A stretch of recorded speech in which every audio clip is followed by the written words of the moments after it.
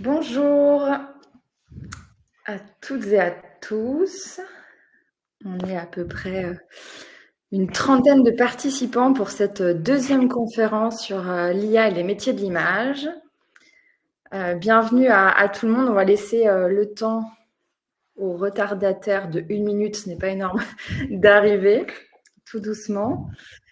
En attendant, je vous propose de me présenter. Donc, moi, je suis Tiffaine Pitoiset et je suis accompagnée de Vitas Jean Koskas, que vous voyez à l'écran avec ses petits rideaux derrière.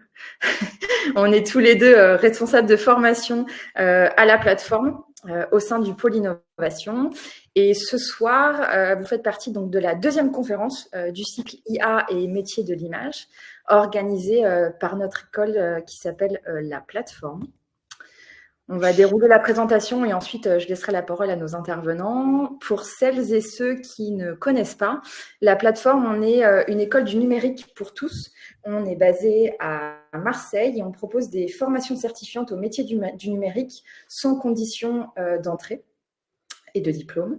On a différents labs thématiques, dont un lab IA que nous avons lancé cette année et dans lequel nous réunissons des entreprises, des étudiants, des chercheurs, des experts autour de différents projets pour apporter des solutions et explorer certaines problématiques. Depuis l'année dernière, on déploie plusieurs parcours, notamment sur les métiers de l'image animée, dans le cadre du plan France 2030, Grande Fabrique de l'image, et avec l'accompagnement du CNC, que l'on remercie d'ailleurs pour ce soutien et qui est présent aujourd'hui. Et on a lancé aussi en 2023 un parcours certifiant bachelor au développement jeux vidéo et systèmes immersifs. On va d'ailleurs avoir un master en 2025 et aussi un programme postgraduate sur le futur de la fiction. Et d'ailleurs, vous y retrouverez Pierre et Rostin qui sont présents ce soir. Pour les plus jeunes, si jamais vous avez des enfants, sœurs, frères, cousins, cousines, on a Tumo. Tumo, c'est une école de création numérique pour les jeunes entre 12 et 18 ans et ça leur permet de découvrir tous les domaines de la création numérique, du cinéma en passant par le jeu vidéo, l'animation, la musique. Ça leur permet de pratiquer, c'est les mercredis après-midi et les samedis et ça peut peut-être aussi lancer certaines vocations. Dernière slide, après je laisse la parole, mais c'est juste pour vous rappeler qu'on a pensé un peu ces conférences comme un espace d'inspiration, de partage de bonnes pratiques et de dialogue entre professionnels pour, notamment ce soir, explorer comment l'IA peut appuyer à travers la fabrique d'univers visuels dans des projets et à construire, comment construire un pitch deck. Donc, on va avoir nos intervenants qui vont nous parler de leur réalisation et de comment ils intègrent l'IA dans leur pratique professionnelle. Et aujourd'hui, donc, on accueille Virginie, David, Pierre et Rostin qui vont vous partager leur point de vue et réalisation. Et on les remercie beaucoup d'être là un mardi soir avec nous. Pour rappel, ils auront chacun 20 minutes de présentation. Si jamais vous avez des questions dans l'audience, n'hésitez pas à les écrire dans le chat ou sinon vous avez une petite case qui s'appelle questions et là vous pouvez poser des questions et on va essayer d'y répondre en direct. Voilà, je vais rapidement présenter du coup Pierre et Rostin avant de leur laisser la parole. Donc Pierre, tu es producteur, réalisateur et auteur. Tu as commencé ta carrière en tant que journaliste avant de te tourner vers la production audiovisuelle et c'est en 2012 où tu as fondé ta société de production qui s'appelle Small Bang et tu développes notamment des séries populaires orientées vers la production virtuelle. Tu es accompagné de Rostin à côté de toi. Et Rostin, tu es scénariste et auteur, toujours au sein de Small Bang, avec un super duo. Et tu développes notamment des bibles de séries. Et tu es également un écrivain de littérature courte et tu publies tes œuvres sur la plateforme Short Edition. Rostin, Pierre, je vous laisse la parole pour les 20 premières minutes. Merci beaucoup, Tiffaine. Bonsoir à toutes et à tous. Merci d'être là pour ce moment de partage.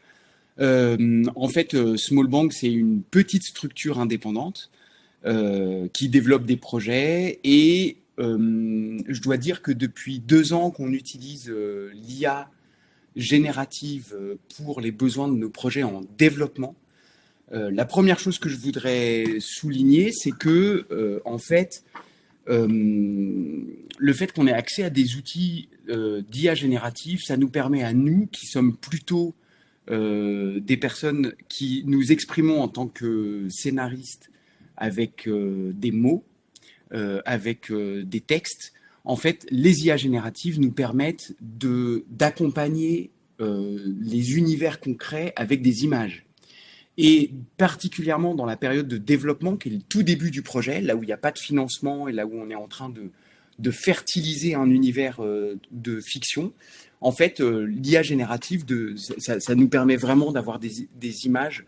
Et Rostin va vous raconter notre expérience à travers un projet qu'on développe depuis 1 an. Et en fait, on va vous montrer notre bricolage qu'on fait à deux avec les IA génératives. Et puis, après nous, David Defendi, qui a monté l'IA générative spécifique pour le scénario. En fait, nous, on vous montre un bricolage qu'on a fait et David, il va vous montrer l'outil qui est dédié spécifiquement pour, je pense, ce que nous, on fait au quotidien. J'aimerais aussi souligner une chose, c'est que c'est assez enthousiasmant d'accéder à ces outils, de pouvoir dialoguer avec ces outils, mais c'est des outils qui polluent et c'est des outils qui ne sont pas neutres d'un point de vue de leur bilan carbone. Donc, je trouve que c'est intéressant de mesurer que quand on discute avec ChatGPT ou quand on demande des images à Midjourney, en fait, il y a des data centers qui tournent et ça fait de la pollution et ça fait du carbone et que, en fait, même si on a l'impression, comme ça, de façon un peu indolente, d'être en train de travailler sur son ordinateur, en fait, on fait travailler des machines qui elles-mêmes émettent des émissions carbone et je pense que c'est chouette, c'est important d'en être conscient et juste de ne pas passer sa journée dessus, mais d'essayer de faire en sorte qu'on optimise ces moments parce que je crois qu'au bout de plusieurs mois de pratique, ça fait vraiment beaucoup d'émissions carbonées. Voilà. Ceci étant dit, je vais laisser Rostin vous raconter un peu comment on utilise ces IA génératives. Voilà, on va vous partager notre... Super. Donc oui, moi je suis scénariste depuis 2 ans et j'avoue que quand je me faisais une image de ce travail, je ne pensais pas que dans mon quotidien, j'allais utiliser des intelligences artificielles génératives, principalement ChatGPT et Midjourney. Il y en a d'autres que je connais moins.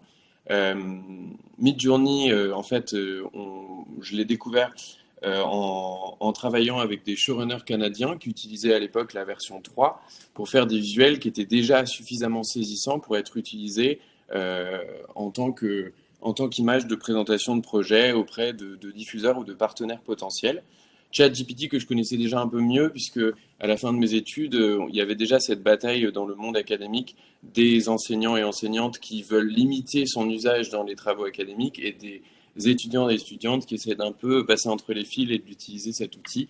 Et spoiler alerte, les enseignants et enseignantes n'ont pas réussi à en contrôler l'usage. Donc voilà, la meilleure manière qu'on a trouvé de vous raconter comment ça vient irriguer le quotidien du processus créatif, c'est à travers le récit d'un projet. Donc on est le 5 janvier 2024, Pierre et moi on est encore en vacances, lui est en Sicile quand il m'écrit qu'il y a un appel à projet pour le Canada France Série Lab. L'idée étant d'écrire une série qui va lier organiquement le Canada et la France. On est donc le 5 janvier pour un dépôt de dossier finalisé le 2 février, c'est-à-dire un peu plus de 3 semaines. Habituellement, dans ce genre de temporalité, on va prendre une série qui existe déjà et la découper à la tronçonneuse pour essayer de la faire rentrer dans un moule qui n'était pas fait pour elle. Et avec cette équipe qu'on voit ici, donc Pierre, moi-même, ChatGPT et Midjourney, on va pouvoir créer un scénario de A à Z entièrement. Donc ça commence par des premières idées qu'on s'échange à distance sur WhatsApp. On s'accorde un petit peu sur une idée qui nous semble plus intéressante que les autres et émergent donc des thèmes l'idée d'une course de cargo qui va de France au Canada, donc une arène qui va être principalement des bateaux et l'océan Atlantique, des enjeux écologiques, des enjeux industriels et une opposition générationnelle entre, on dirait, comme on pourrait dire, des boomers et la Gen Z. Et alors, ce qui est assez intéressant, on peut voir dans la slide d'après, c'est que, en fait, moi, j'y connais rien. Je ne connais pas les enjeux industriels qui se jouent au niveau du fret maritime. Je ne sais pas quels sont les métiers qui composent l'équipage d'un cargo. Je ne sais rien des docks, je ne connais rien de la navigation au vent, je n'ai jamais vu le Vendée Globe même en tant qu'amateur. Et donc, il faut commencer par de la documentation. C'est très classique au début, c'est des moteurs de recherche pour trouver des articles spécialisés, des articles scientifiques, du documentaire, du podcast, des films, pour essayer d'un peu désépaissir toutes ces choses qu'on ne connaît pas. Et ensuite, entre en lice une première fois l'IA, ici ChatGPT, à qui on va présenter les recherches qu'on a faites et lui demander s'il y a des trous dans la raquette, c'est-à-dire des aspects importants de la documentation qu'on a négligés parce que en fait, on est en train d'essayer de découvrir un sujet qu'on ne maîtrise pas du tout. En plus de ça, ChatGPT va être utilisé pour des points spécifiques du scénario naissant qui sont trop pointus pour devenir expert, mais sur lesquels on ne peut pas vraiment dire n'importe quoi. Donc ici, je vous ai mis des exemples de choses que j'ai pu lui demander, par exemple, me résumer en 5000 caractères les enjeux politiques et sociaux des mouvements indépendantistes québécois, ou en 10 000 caractères, la chronologie, avec une approche chronologique et pédagogique, le commerce des sables bitumineux au Canada. Alors, du coup, GPT, c'est pas non plus une science très technique, je trouve, de lui parler, mais il faut savoir un petit peu comment améliorer le rendu des résultats qu'on va avoir quand on discute avec lui. Il y a plein de manières de le dire. Moi, c'est ces phrases-là un peu qui irriguent ma manière de communiquer avec lui, où je lui rappelle pendant mes requêtes qui je suis et d'où je parle.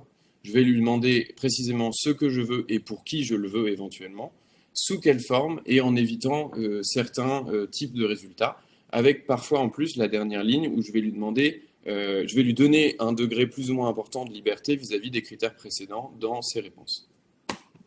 Alors, on avance dans le projet, on commence à avoir des personnages principaux, des personnages secondaires, des arches narratives, des cliffhangers, un certain nombre d'épisodes, une certaine longueur d'épisodes, mais c'est énormément d'informations qu'on va devoir structurer. Ça ressemble un peu à cet atelier de structure dont vous avez une chouette photo à droite, où on doit remettre de l'ordre dans tout ça. Beaucoup de choses se fait par la discussion et par les échanges, mais ChatGPT ici aussi vient structurer et ordonner nos notes textuelles. Même si on n'est pas toujours d'accord avec sa manière de hiérarchiser et structurer l'information, c'est plus facile de prendre une structure de GPT et de finalement changer les choses par rapport à sa proposition que de partir de rien. Après ça, c'est la première étape où on va avoir suffisamment avancé sur les mots, sur les textes, sur le corps du scénario et de l'arche de saison, pour pouvoir basculer vers un univers visuel qu'on va pouvoir partager à de potentiels partenaires extérieurs au projet, peut-être des co-auteurs, des coproducteurs, peut-être des diffuseurs sur le long terme. Et en fait, on retrouve un petit peu ce que Flavien Chervet dit dans Hyperprompt, à savoir garbage in, garbage out, c'est-à-dire que si vos prompts, quand vous utilisez une IA générative de visuel, ici donc d'image Midjourney, si vos prompts sont pas assez précis, si vos prompts sont remplis d'informations superflues, si vous n'avez pas assez réfléchi à ce que vous vouliez obtenir, vous avez cette image, comme on voit à droite, qui ressemble à un jeu vidéo 3D de 2003, alors que j'essayais de représenter un personnage devant un porte-conteneur dans un port industriel. Donc il y a beaucoup d'itérations qui vont se faire. On va donc passer à l'affinage des visuels. On va un petit peu être plus précis sur ce qu'on lui demande. On va voir que certaines choses fonctionnent et certaines choses ne fonctionnent pas. Et ici, là, je suis déjà plus proche de quelque chose qui me plaît dans le travail que je fais avec Pierre, puisque j'ai le personnage de Charlie qui apparaît à peu près comme je me l'imagine, dans un décor qui a l'air d'être un intérieur de cargo avec ces images très industrielles et un effet de lumière qui commence à être plutôt bien par rapport à ce qu'on espérait. Et en même temps qu'on progresse, qu'on affine, les logiciels évoluent. Et donc, Midjourney a eu une version 4, une version 5, une version 5.1, si je me souviens plus bien. Et donc, quand arrive cette version 6, là, j'arrive déjà beaucoup plus facilement à obtenir quelque chose qui s'apparente à des scènes clés, où là, on a le personnage de Charlie qui touche ce qui ressemble à un compteur électrique dans un couloir, avec un petit peu l'impression qu'il ne faut pas qu'elle se fasse surprendre pendant son action. Et donc, ce visuel-là, il va être exploitable dans un document qu'on va pouvoir partager avec d'autres. Si j'ai beaucoup parlé de ChatGPT, alors qu'on est plutôt sur des IA de modélisation visuelle, c'est parce que ChatGPT est un véritable interprète. Quand vous utilisez Midjourney, vous allez pouvoir prompter dans d'autres langues que l'anglais, je crois, depuis la version 4, mais la qualité des rendus et la proximité entre ce que vous lui demandez et ce que vous obtenez est meilleure en anglais. Et tout le monde n'a pas forcément des facilités en anglais. Moi, il y a des champs lexicaux que je ne maîtrise pas du tout, surtout dans des univers très spécifiques, ici notamment l'univers marin. Et donc, on peut passer par ChatGPT, lui décrire le plus précisément possible le genre d'image et de rendu visuel qu'on veut obtenir, et lui demander d'écrire, lui, le prompt pour Midjourney en anglais, de le copier-coller sur Midjourney et d'avoir des rendus qui peuvent être assez saisissants. Et vous avez un système d'aller-retour, c'est-à-dire que parfois les résultats ne sont pas à la hauteur de ce que vous vouliez, et vous pouvez dire à ChatGPT qu'est-ce qui n'a pas fonctionné pour qu'il ajuste son prompt au fur et à mesure jusqu'à des rendus intéressants. À ça, j'ajoute sur cette même slide qu'on peut en appeler à sa créativité, hein, entre guillemets, puisque quand vous avez la version payante de ChatGPT, vous avez en fait un historique conversationnel qui lui permet d'avoir suffisamment d'informations sur un projet pour lui demander, par exemple, si tu devais faire une cover pour cette série, qu'est-ce que tu pourrais faire sous la forme de prompt pour Midjourney et obtenir des résultats qui sont loin de ce que vous auriez fait parce que c'était pas dans vos idées, c'était pas ou s'il y avait une barrière technique que vous n'arriviez pas à dépasser. Alors après, bon, on a passé beaucoup de temps derrière des ordinateurs, à discuter, à lire, à structurer de l'information, mais on est vraiment dans de la théorie et nous, à ce moment-là, ce qui nous intéresse, c'est aussi les ressentis, les témoignages, la réalité émotionnelle du terrain. Donc c'est à ce moment-là qu'avec Pierre, on s'embarque dans un atelier d'écriture itinérant en cargo qui partait donc du Havre au port de Bordeaux pour revenir au Havre sur 8 jours. Et là, en fait, on ne sait pas vraiment ce qu'on va trouver. On se retrouve sur l'océan Atlantique avec un équipage du cargo, des photos, des vidéos, plein de notes, des personnages qui nous semblent finalement superflus, des boucles narratives qui semblent assez discutables au vu de la réalité concrète du cargo. Et donc là encore, ChatGPT il vient puisqu'on va pouvoir lui donner de manière un petit peu chaotique tout ce qu'on a produit sur cet atelier immersif et lui demander de le structurer, même si encore une fois, on peut être en désaccord avec la structure qu'il propose. Ensuite, on rebascule dans les bureaux de Small Bang, où cette fois-ci, on va faire un découpage en utilisant un logiciel professionnel, Final Draft.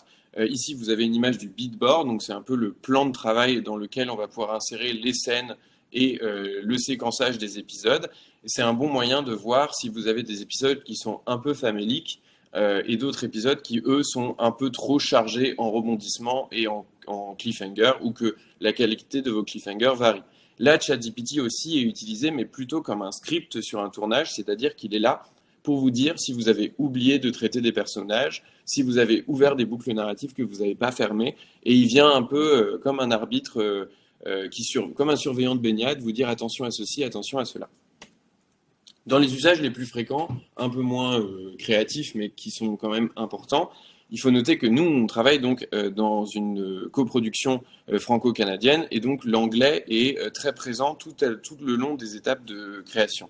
Et moi, l'anglais, c'est pas ma langue natale, donc ça arrive que je lui donne un texte en lui demandant d'améliorer la qualité d'expression de mon anglais ou de éventuellement me rendre plus concis. Et comme on a des documents de travail qui basculent constamment du français à l'anglais, qui sont conformés, quand vous avez 20 000, 30 000, 40 000 caractères à traduire, lui peut faire la traduction très rapide, sur lequel il faut repasser parce que vous n'allez pas forcément obtenir le ton que vous souhaitiez. Et en plus de ça, ces documents à terme vont rentrer dans une maquette que Pierre réalise sur InDesign. Il a une expérience de rédacteur-chef qui lui permet d'avoir des chouettes maquettes, mais qui viennent avec des contraintes de place pour pouvoir, par exemple, expliquer à quoi ressemble notre arène ou quel est le background d'un personnage. Là, vous allez pouvoir demander à ChatGPT de réduire des textes que vous avez déjà pour en garder l'essentiel, mais pour qu'ils rentrent dans le gabarit de la maquette que, elle, vous allez présenter après à des producteurs, des coproducteurs, des co-auteurs, des diffuseurs. Il peut également jouer le rôle de critique et vous dire si ce que vous avez fait est bien ou pas bien, en tout cas attirer votre attention sur des choses qui peuvent être fragiles ou au contraire des forces dans, par exemple, un épisode. Mais la qualité de ses retours va beaucoup dépendre de la précision de ce que vous lui demandez et de où est-ce que vous lui demandez de se placer. Est-ce qu'il est un diffuseur potentiellement intéressé? Est-ce qu'il est un co-auteur qui rejoint l'équipe? Ça va dépendre de ça. Et voilà, là on a mis, pour finir, une image extraite de notre pitch deck sur lequel on travaille. Vous avez donc en fond une image promptée par... donc moi j'ai demandé à ChatGPT un rendu visuel qu'il a prompté, que j'ai copié-collé dans Midjourney. J'ai fait des allers-retours jusqu'à obtenir un visuel qu'on avait trouvé convaincant, qu'on a utilisé du coup en fond. Vous avez la logline de la série à droite dans la maquette et vous avez deux personnages, eux aussi générés sur ChatGPT, qui viennent mettre un visage sur des personnages forts de la série. Hop, le temps de cesser le partage. En attendant, hop, voilà, pardon, désolé, c'était une image fractale pour finir. Oui, donc en fait, ce qui est, je trouve, hyper intéressant, c'est que on engage un dialogue avec une base de données qui, dans la version payante de ChatGPT, permet deux choses, et c'est vraiment très important. La première chose, c'est de conserver pour vous et de votre côté vos documents, votre documentation et l'histoire que vous développez. Elle ne part pas dans un modèle général pour entraîner un modèle général. Donc, il n'y a pas de fuite de vos informations précieuses et surtout, ChatGPT a l'expérience du projet. Donc, il n'y a plus besoin de préciser qu'il y a deux bateaux, qu'il y en a un qui est avec des voiles, qu'il y en a un autre, etc. En fait, au fur et à mesure, ChatGPT accumule une expérience et une connaissance du projet qui permet en fait d'être dans un dialogue hyper qualitatif qui fait que ce que nous, la manière dont on utilise l'IA, je trouve c'est assez comparable avec un travail de direction artistique en réalité. C'est-à-dire que sur une montagne de culture générale, il faut savoir ce qu'on veut et ce qu'on veut pas, et il faut savoir ce qu'on aime et ce qu'on n'aime pas. Et à la fin des fins, je trouve que ces qualités qui sont foncièrement humaines, c'est impossible que la machine elle les ait. Et du coup, c'est quelque chose qui est qu'on ne pourra jamais retirer à la création et qui fait le sel de cette espèce de dialogue dans un langage très naturel. Il n'y a pas besoin. Enfin, moi, je viens de passer 10 ans dans Unity pour faire des projets interactifs. Tu connais pas le code informatique, tu n'as pas accès. C'est vraiment une barrière à l'entrée qui est hyper importante. Là, on est vraiment dans un langage naturel et c'est vraiment hyper intéressant. On vous avait mis dans les slides, j'aurais dû vous le dire à l'avance, on avait copié-collé les prompts pour que vous puissiez screener si besoin. Voilà, les slides, maintenant c'est trop tard, je le dis après coup, mais voilà. Si vous avez screené, c'est pas un souci, c'était fait pour. Je me permets aussi, je vois qu'on a encore un tout petit peu de temps, de rajouter quelque chose qu'on avait trouvé assez intéressant, même si un peu glaçant, avec Pierre en travaillant sur Midjourney. Midjourney, donc, est cette IA de génération de visuels. Vous avez en fait, pour moi, une preuve tangible des biais systémiques présents dans les IA, puisque c'est une IA qui est entraînée avec les données qu'il y a sur Internet. Et quand vous lui demandez de modéliser des images, vous allez systématiquement observer des biais. Les femmes sont toujours plus jeunes quand vous lui demandez de représenter des femmes. Elles sont systématiquement hyper sexualisées. Si vous ne précisez pas que vous voulez représenter des personnes racisées, vous aurez des personnes blanches. Si vous ne précisez pas que vous voulez des personnes issues de milieux ruraux, vous allez avoir des urbains. Les hommes sont souvent plus âgés. Si vous ne précisez pas, ils auront une petite cravate. Et ça donne des accidents vraiment étonnants. À un moment, j'ai essayé de modéliser des militantes et militants habillés en orange qui bloquaient la route. Et au final, comme la tenue était orange, je me suis retrouvé avec une tenue de prisonnier, puisque dans l'imaginaire de Midjourney, le orange, c'est la tenue des prisonniers. Et donc, si c'est des prisonniers américains, nécessairement, lui les perçoit noirs. Donc on a ce genre de problématiques assez graves dans Midjourney dont il faut être conscient pour pouvoir les contourner quand vous allez prompter et ne pas entretenir en fait des stéréotypes assez graves. Voilà, et ça répond partiellement à la question de Léandrie sur le fait que les modèles sont biaisés et en fait ils sont un reflet de notre monde. Je pense que c'est totalement l'expression de quelque chose qui est occidentalo-centré et qui est basé sur les statistiques du monde en fait. Et il faut les contourner, c'est un modèle de langage, il faut lui parler. Et il faut même parfois un peu le gronder, il n'y a pas de problème pour essayer de rectifier les choses. Merci beaucoup. Merci. Merci. Tiffany, ouais. Merci beaucoup. Pardon, j'attendais que vraiment tout le monde. S'il y avait d'autres commentaires. Merci infiniment à tous les deux. Je pense qu'il y a moi j'avais des questions, mais du coup on va les garder pour tout à l'heure. On va enchaîner, mais merci infiniment. Ça fait du coup bien le parallèle avec David, où là on va vraiment rentrer dans l'outil. Au service des écrivains et des scénaristes. David, du coup, je te présente en 30 secondes et après, hop, je te laisse la parole. Du coup, David, tu es écrivain, scénariste, réalisateur de cinéma et de télé. Tu es auteur de plusieurs écrits, notamment sur les services secrets et les truands que j'ai lus. Tu as collaboré aussi avec Olivier Marchal en tant que scénariste, notamment sur la série Braco. Et en 2019, tu as développé Génario, qui est un logiciel qui entend justement mettre l'IA au service des écrivains et des scénaristes. Et du coup, j'en dis pas plus parce que tu vas beaucoup mieux expliquer ça que moi. Merci Tiffany. Merci. Bonjour tout le monde. Donc oui, moi je suis écrivain, romancier, scénariste et j'ai commencé par les écrits sur les romans, ensuite dans l'univers visuel des séries et du cinéma. Et très vite, j'ai ressenti l'envie d'avoir des outils puissants pour nous aider à construire des récits. Et je me suis intéressé à l'intelligence artificielle il y a plus de 6 ans maintenant, avec l'envie de dépasser les final drafts et les Word. Donc très vite, je me suis entouré d'ingénieurs, j'ai commencé à réfléchir avec des gens du métier, des scénaristes, des romanciers, des producteurs de cinéma et des éditeurs à quels sont nos besoins, quelles sont nos problématiques. À l'époque, on était au tout début de l'IA générative, il y avait GPT-2 qui est arrivé en 2020. Pour moi, ça a été une révélation, j'avais déjà eu ça avant avec Word 20 ans avant. Et quand j'ai vu GPT-2 arriver, on avait des copains chez OpenAI. Ça a été vraiment une prise de conscience chez nous. On a commencé à l'intégrer dans Génario et on a travaillé sur construire des récits, construire une narration. On a intégré peu à peu l'image ensuite.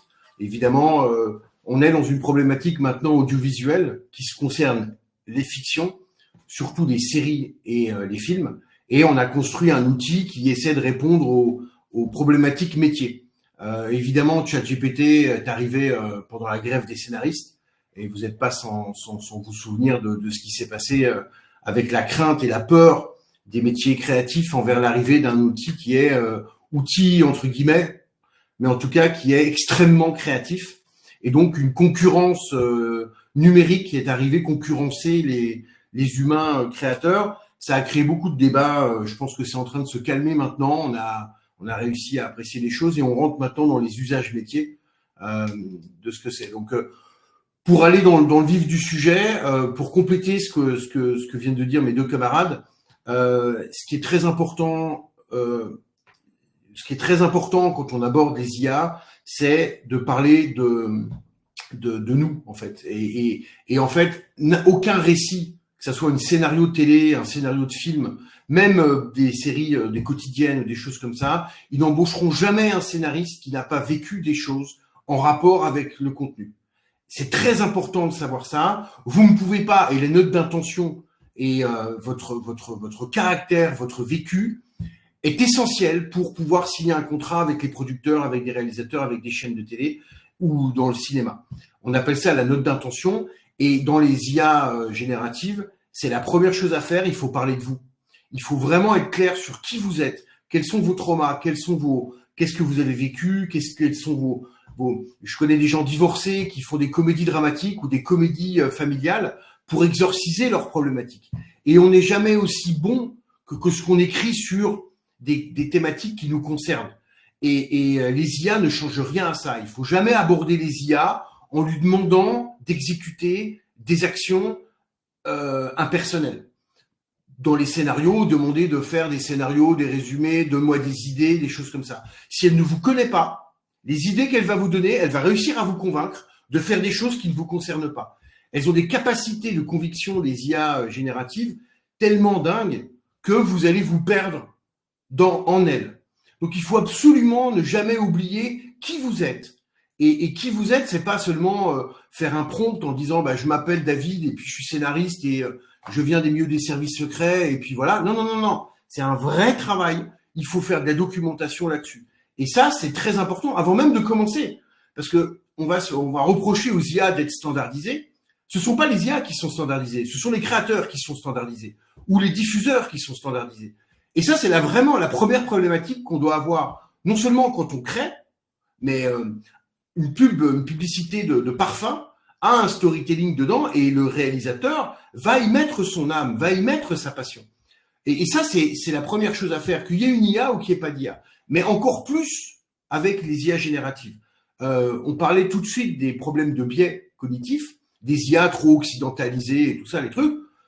C'est pas grave, c'est pas important. C'est des biais qu'il y a. On va pas enlever ces biais. Il n'y a pas des IA qui n'auraient pas des biais là-dessus, parce que des IA génératifs, pour s'entraîner, vont utiliser tout Internet. Donc comme le tout Internet, 70% de l'Internet mondial, toute son historique est occidental, les IA, n'importe lesquelles, vont être comme ça. En Chine, ils commencent à créer des IA qui ont quand même des comportements asiatiques, mais les IA auront des biais. Donc votre problématique, c'est pas de trouver des IA qui n'auraient pas de biais, c'est de plutôt mettre vos biais à vous, les biais que vous avez vous. Pas seulement en tant que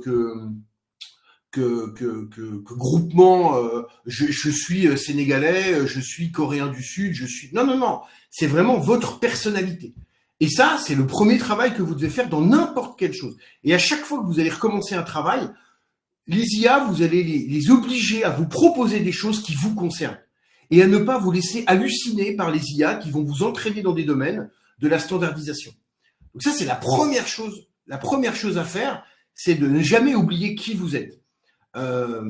Ça vaut en général, quand vous commencez à vous mentir à vous-même et à vous adapter à d'autres personnes, au début ça peut faire illusion, mais après vous allez extrêmement souffrir parce que vous allez rentrer dans des métiers très durs avec des producteurs, des diffuseurs, des réalisateurs. C'est des métiers très difficiles. Et si vous vous laissez faire au départ en n'étant pas vous-même ou en mentant sur qui vous êtes, ça va se retourner contre vous. Donc il faut absolument garder en tête ce centre de gravité. Que vous devez avoir. Maintenant, en passant sur l'outil, on a construit un outil qui répond aux problématiques métiers. Je vais vous montrer un rapide teaser qui est l'ancienne version. On sort une nouvelle version de Genario dans une semaine où il y a beaucoup plus de fonctionnalités. Ça évolue évidemment rapidement, mais je vais vous montrer le teaser de l'ancienne version pour vous montrer un petit peu la totalité de Genario. Et après, je ferai un rapide aperçu des nouvelles fonctionnalités qui débarquent et de ce qui va arriver ensuite dans le milieu du cinéma ou des séries, de ce qui va arriver rapidement. Alors,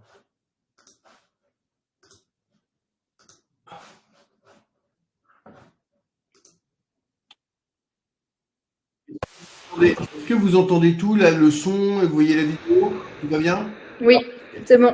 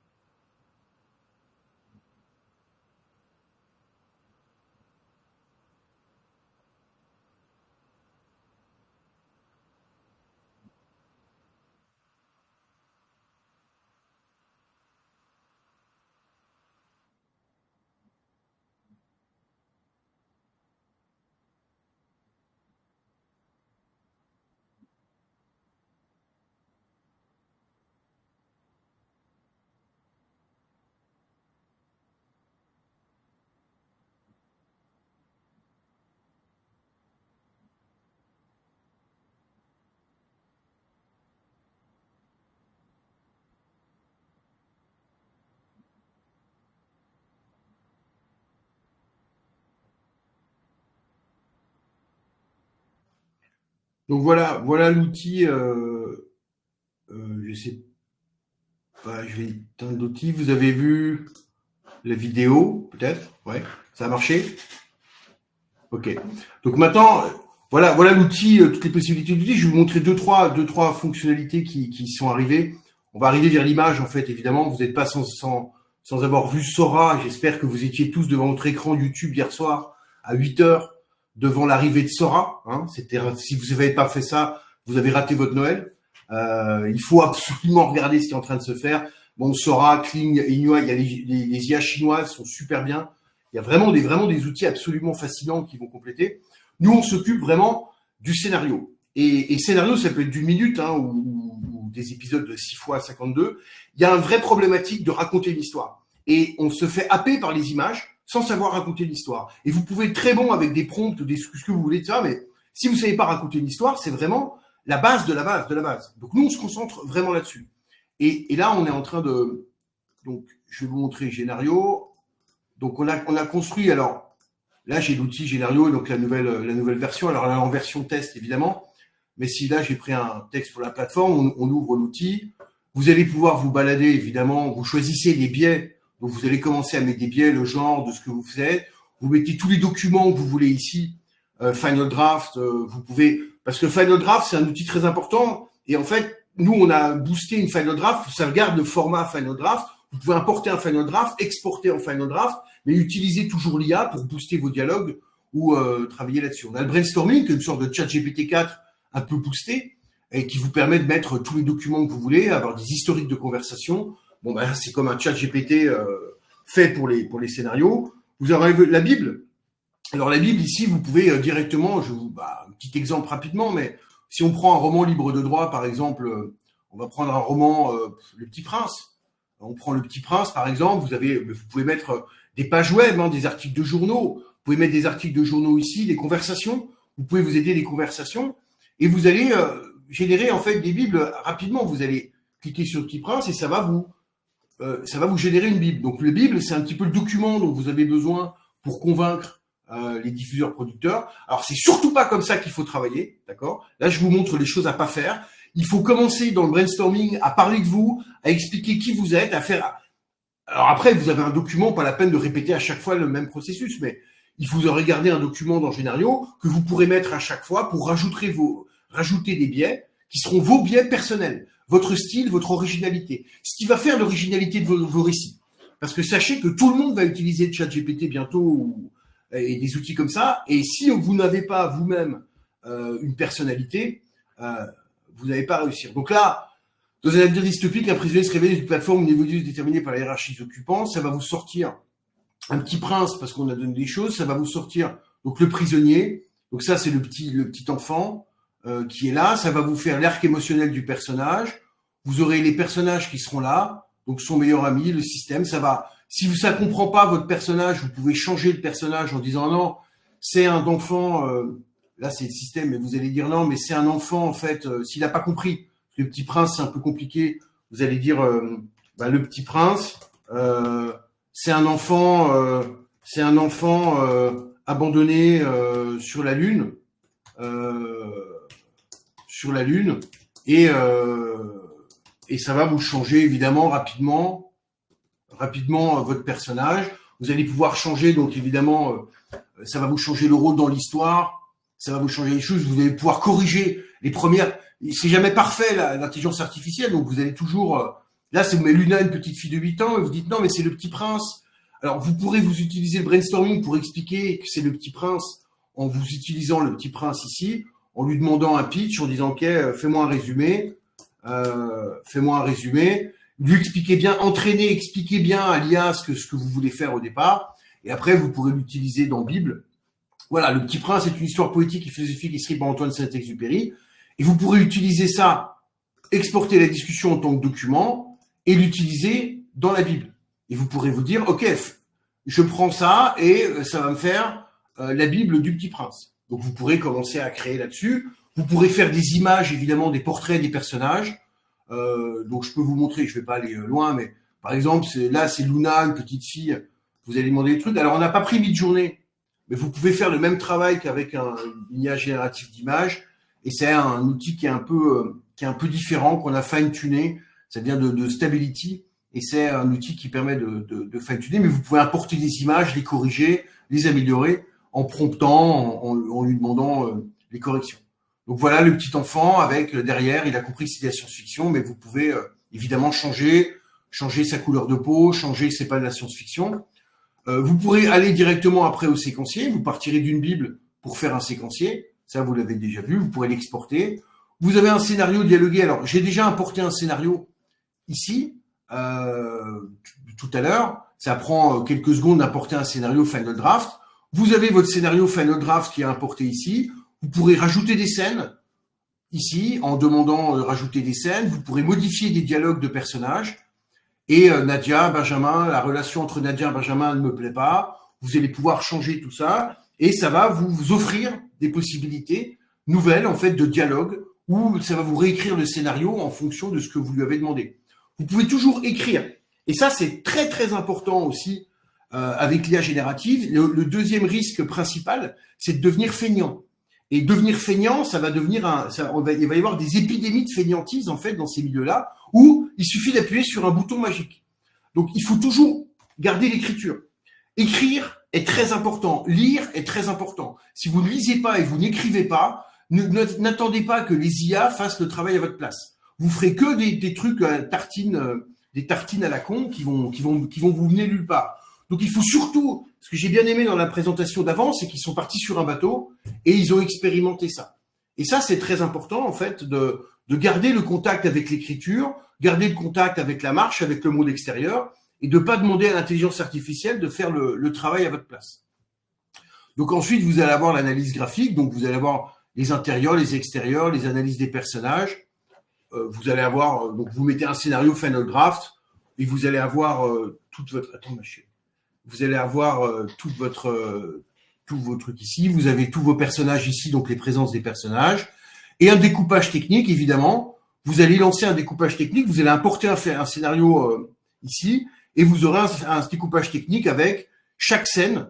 Vous aurez le plan d'ensemble, les sons, les costumes, les accessoires, la caméra, les durées de la caméra pour chaque scène. Donc, vous pourrez aller, par exemple, à scène 10 et vous aurez dans la scène 10 des dialogues. Donc, vous aurez les actions. Benjamin s'approche de son scooter où Florence l'attend. Ça va extraire de votre scénario des choses qui vont permettre après de comprendre les dialogues, le son léger du vent, les costumes et les accessoires. Et après, le plan moyen sur Benjamin rejoignant le scooter, durée 4 secondes. Et ça, encore une fois, vous pouvez le modifier, vous pouvez le corriger, vous pouvez le modifier assez facilement et aller dans n'importe quelle scène là-dessus. Donc, je vous montre pas. Après, c'est des choses qui sont... Tiens, ma chérie. C'est des choses qui sont... des outils, en fait, qui vous permettent d'aller un peu partout dans le travail d'un scénario, de revenir à des images. Évidemment, on a bientôt la caméra. J'ai ma fille qui est là et qui va absolument passer devant. Voilà, donc vous avez des possibilités en fait créatrices là-dessus. Et n'oubliez jamais d'être vous-même et n'oubliez jamais de travailler et d'écrire parce que c'est les deux principaux problèmes qui vont arriver avec les IA. Vous allez faire du travail standardisé et vous allez oublier votre chose. Donc, pour l'avenir, nous, Génario, évidemment, on est dans l'image. Donc là, pour l'instant, on a des images fixes, des scénarios. On est arrivé au dépouillement, donc la pré-production. Sora est là, mais il y a pas mal d'outils qu'on est en train de challenger. Et je pense qu'on va arriver comme le milieu de la musique dans les années il y a 20 ans, où regardez DJ Mehdi, le reportage sur Arte, où on voit une personnalité autodidacte qui va pouvoir se lancer dans la musique sans connaître le solfège, avec des outils, et devenir une star parce qu'il a du talent. Et je pense que les IA, c'est leur vraie qualité, c'est de faire sortir des mondes outsiders, des gens qui n'étaient pas acceptés dans le milieu du cinéma, de les faire surgir et de faire venir d'autres populations qui n'étaient pas habituées à être repérées par les producteurs ou les distributeurs. Et ça, c'est la vraie chance de l'IA. C'est que moi, on travaille avec des gens, j'étais en Afrique, donc il y a 2 semaines, j'étais en Côte d'Ivoire et ça bouge beaucoup. J'étais dans les cités aussi, mais on peut parler de Madame Michu qui est à Angoulême et qui a 60 ans. Je ne parle pas forcément que des jeunes. Hein. Il y a des nouveaux arrivants qui vont débarquer avec des outils professionnels. Et avec Génario, on a essayé de faire un chat GPT mid-journée, Sora bientôt, mais en un outil qui nous permette de s'épanouir dans nos métiers créatifs. Donc voilà à peu près le truc. À tout. Merci beaucoup. Merci. Merci. Il y a comme la dernière fois, toutes les gens qui sont visibles représentent tout le chat derrière qui vous écoute et qui fait des petites puces. Mais merci Pierre aussi pour le soutien. Alors, merci, c'était très passionnant. On vous fera alors comme c'est la plateforme, ils sont sympas, on vous fera une réduction Tiffen et à ça, et si vous voulez utiliser Génario pendant un mois, voilà, vous aurez une réduction sur Génario. Wow. N'hésitez pas à parler. On vous partage un petit code gentiment envoyé par David tout à l'heure. Génial. Et puis, si jamais il y a déjà 3 questions suite à ton intervention, David, dans la zone des questions, donc on va poser certaines à la fin de la conférence, mais si tu veux déjà répondre peut-être à une à deux par écrit, tu peux aussi écouter les autres et répondre à la fin. Virginie, moi je vais laisser la place à Virginie. Je pourrais répondre à la fin, mais peut-être je vais pas bouffer le temps de Virginie. Virginie, à toi, Oui, c'est juste, on peut répondre également pas. On peut faire ça naturellement aussi, tu peux répondre. Moi, je réponds nous deux. Ne t'inquiète pas. Je sais pas une question, prenez une question, j'ai pas vu moi les. Non, mais il y a juste ce que j'ai essayé de dire, c'est qu'il y a l'option de répondre par écrit à certaines questions, donc tu peux répondre par écrit pendant que Virginie présente. Oui, j'étais pas clair, désolé. Et juste. Je ferai ça. Avant la présentation de Virginie, je voulais juste m'en profiter parce qu'on a oublié une petite slide on a oublié de vous faire de la publicité. Et je pense que ça tombe assez bien parce que j'ai jeté un coup d'œil aux slides de Virginie. Je sais un petit peu de quoi elle va parler.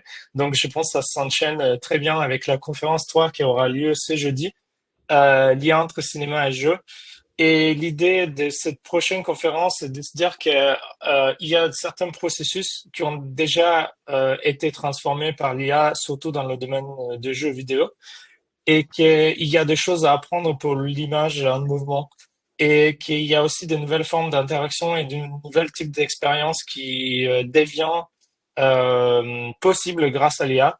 Et donc, la prochaine fois, avec Saïda Mirzaeva, qui est productrice de jeux vidéo, et Douglas Stanley, qui est designer, artiste et qui a beaucoup travaillé dans le jeu vidéo, mais qui a aussi un profil cinéma, aux études d'histoire du cinéma, va justement discuter de cette thématique-là, de quel type d'interactions et quel type de workflow on pourrait voir dans le jeu vidéo pour s'inspirer pour la création de peut-être de nouveaux formats pour le cinéma ou des nouvelles manières de penser le cinéma, etc. Voilà. Et le image en mouvement de manière générale. Et je passe le mot à Tiffen qui va introduire Virginie. Merci. Merci, Vitesse. Du coup, ça fait parfaitement le lien avec Virginie et les jeux vidéo.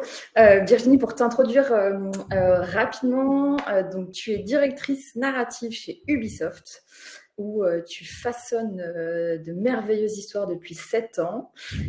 Tu as plus de 16 ans d'expérience en tant qu'autrice et scénariste dans divers domaines tels que l'édition, la télévision, la radio, le podcasting. On a pu te voir dans pas mal de différents domaines. Et avec du coup un fort attrait pour la création d'univers et en particulier pour la conception de personnages dont tu vas nous parler dès maintenant. Merci Virginie. On est ravis d'avoir une femme aussi sur ce panel. Voilà. Merci beaucoup Tiffen. Est-ce que vous m'entendez bien? Est-ce que vous voyez l'écran? C'est bon de ce côté-là? Parfait. Super. Merci de me recevoir. Moi, je commence. J'aime bien parler un peu plus de GenAI parce qu'on parle beaucoup. On a tous et toutes, je pense, là ici, le sentiment de maîtriser le sujet. Je ne sais pas ce qu'il en est des personnes qui nous regardent. Moi, je pense toujours à voilà, quand une machine, elle utilise ce qu'elle a appris pour pour créer quelque chose de nouveau, ça peut être comme des images, des histoires ou de la musique. Elle se contente pas de reconnaître des choses, elle en invente des nouvelles et c'est ça la Gen AI. Et ce qui m'a toujours intéressée, c'était justement ce concept de création. Je vous ai mis une image, peut-être que certains ou certaines d'entre vous la connaissent, c'est le théâtre d'opéra spatial. Elle a été faite par Jason M. Hellane et via Midjourney. Et il a remporté en 2022, en septembre 2022, le concours des Beaux-Arts avec cette image. Ça a fait un énorme débat, énorme scandale à l'époque, puisque on a évidemment remis en question son statut d'artiste participant à un concours des Beaux-Arts, puisque ça avait été de la création via Midjourney. Et là, c'est parti évidemment en énorme débat qui est de l'ordre presque de la philosophie, mais qu'on a des débats auxquels on a déjà assisté au travers des siècles, à savoir quand les peintres ont vu les photographes débarquer en disant que ils faisaient que appuyer sur une machine pour capturer un instant, alors que les peintres, eux, peignaient cet instant, donc c'était eux les vrais artistes. Je trouve ça personnellement passionnant. Et pour le coup, ces débats, ils ont fait aussi naître, je pense, des désirs auprès des créateurs, puisqu'il y a un peu cette essence de créer, surprendre, produire des contenus qui embarquent. Et de notre côté, donc quand je dis notre côté, c'est donc, comme tu le disais, Stephen, je fais partie d'Ubisoft, donc on crée des jeux vidéo. Évidemment qu'on s'intéresse à ce qui se passe dans le domaine tech et donc de l'innovation tech. Et nous, on est un petit groupe au sein d'Ubi qui recherche et fait de la recherche en tech et développe au sein de notre boîte des prototypes pour justement voir ce qu'apporte la tech. Alors, on s'est pas dit comment la Gen AI allait nous faire gagner du temps ou de l'argent, puisque c'est une équipe de créateurs. On s'était plutôt posé la question de qu'est-ce que cette tech, elle pouvait apporter aux jeux vidéo. Et il y a énormément de réflexions là-dessus, de se dire, OK, est-ce que ça va être au moment de l'animation? Moi, je suis autrice et scénariste, donc ce qui m'intéressait, c'était la question du texte. Et je vais vous le rappeler plus tard, mais j'ai été extrêmement flippée. Je fais partie de ces personnes qui réfléchissent en termes d'originalité, de création, de la question des droits d'auteur. C'est quelque chose que je vais continuer à aborder ici parce que ça me semble super important et surtout j'ai vu que dans les commentaires il y avait déjà ces questions. Donc moi en tout cas je vais les aborder. Mais je me suis dit quitte à être remplacée comme ça a été beaucoup dit à l'époque, je me suis dit: «Bien, moi, j'ai envie de voir par quoi et par qui et est-ce que je vais être vraiment remplacée ou comment je peux me former?» En tout cas, je me suis dit: «OK, je veux essayer de comprendre», et du coup, j'ai intégré cette cellule qui s'était spécialisée en Gen AI. Et nous, notre comment dire?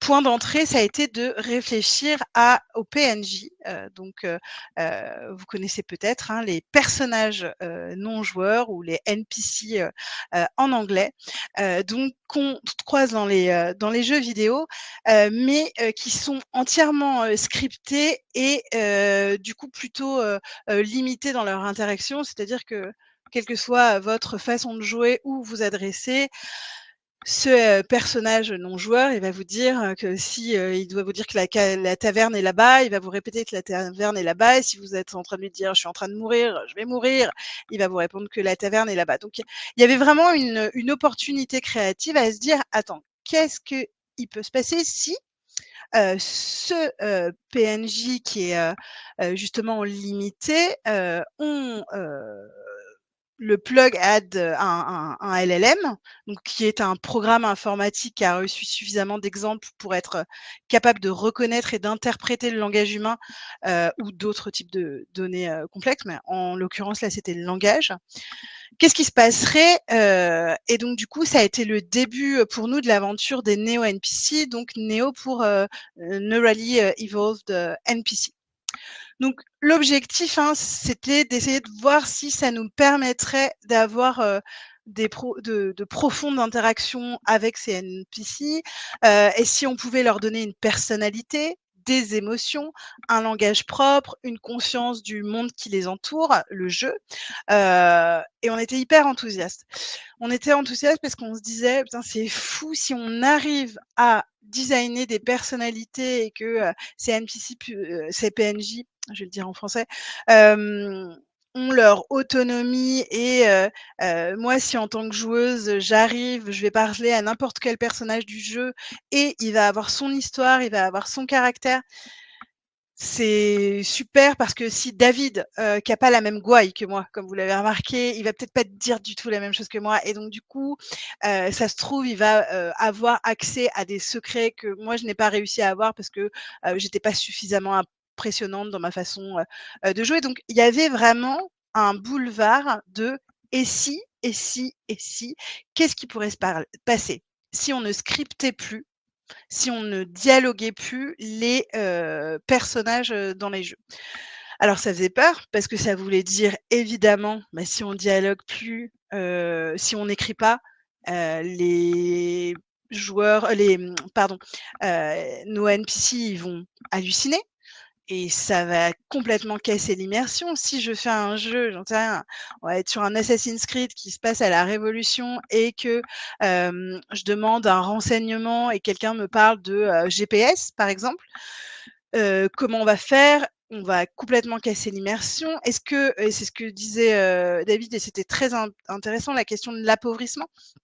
C'est-à-dire que, si, on a, ces, PNJ qui parlent tout seuls et qu'on n'est pas derrière, ça va être pauvre et on va quand même parler des choses puisque c'est important de le dire, c'est peur de, perte d'emploi. C'est-à-dire que si j'ai des personnes qui n'écrivent plus, ça veut dire que ces personnes-là n'ont plus d'emploi alors que d'habitude, il y a des personnes qui écrivent, dans mes équipes pour justement ces PNJ. Donc il y avait toutes ces questions-là, mais il y avait à côté de ça d'autres, questions et solutions qui étaient offertes à nous, à savoir, purée, enfin on peut utiliser simplement parce que, par exemple, quand on est un créatif ou un auteur dans un monde de tech, comme c'est mon cas, on peut rapidement souffrir de la méconnaissance, de la tech, alors que là, on m'a apporté pour la première fois un outil qui était, accessible.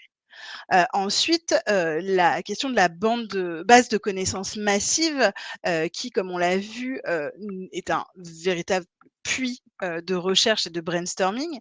Et ensuite, moi, il y avait un truc qui m'excitait vachement, c'était, le côté, c'est-à-dire mettre le joueur au cœur de l'expérience et s'adapter à lui. Ça va être à son niveau, à sa façon, de jouer et donc du coup, entièrement personnaliser une expérience.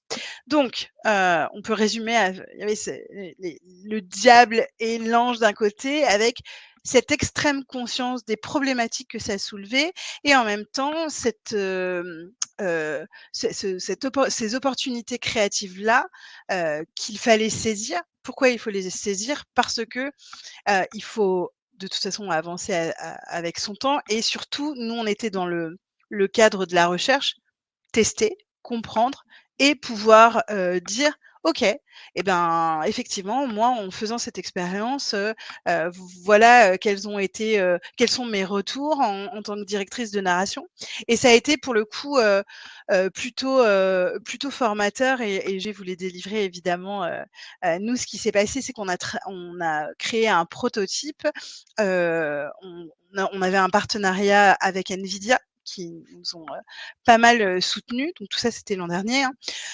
Ce, proto, c'était de créer des personnages, différents personnages, de créer, donc via un outil, qui s'appelle InWorld, une fiche de personnalité avec, donc une